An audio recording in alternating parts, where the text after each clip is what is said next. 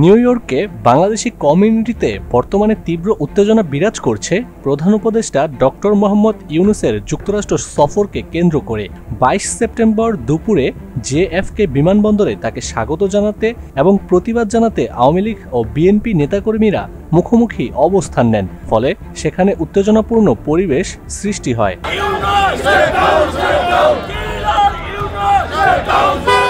এর আগের দিন রবিবার সন্ধ্যায় জ্যাকসন হাইটসের ড্রাইভ সিটি প্লাজায় উভয় পক্ষের মধ্যে হাতাহাতি ঘটনা ঘটে, যা পুলিশ এসে নিয়ন্ত্রণে আনে। ডক্টর ইউনূসকে স্বাগত জানাতে যুক্তরাষ্ট্র বিএনপি এবং সহযোগী সংগঠনগুলো ব্যাপক প্রস্তুতি নেয়। তারা শুধু ইউনূস নয়, বিএনপির মহাসচিব মির্জা ফখরুল ইসলাম আলমগীরকেও অভ্যর্থনা জানানোর পরিকল্পনা করে।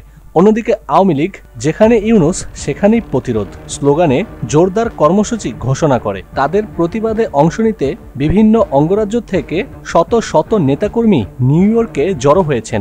যুক্তরাষ্ট্র আওয়ামী লীগের সভাপতি ডক্টর সিদ্দিকুর রহমান ও সাধারণ সম্পাদক সামাদ আজাদ জানিয়েছেন, তারা দলীয়ভাবে বিভক্ত হয়ে শান্তিপূর্ণ প্রতিবাদ করবেন।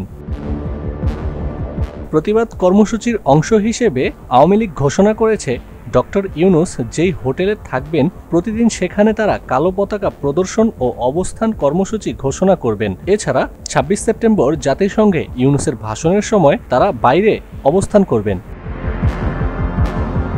পাল্টাপাল্টি কর্মসূচির কারণে বাংলাদেশি কমিউনিটিতে এক ধরনের উদ্বেগ বিরাজ করছে।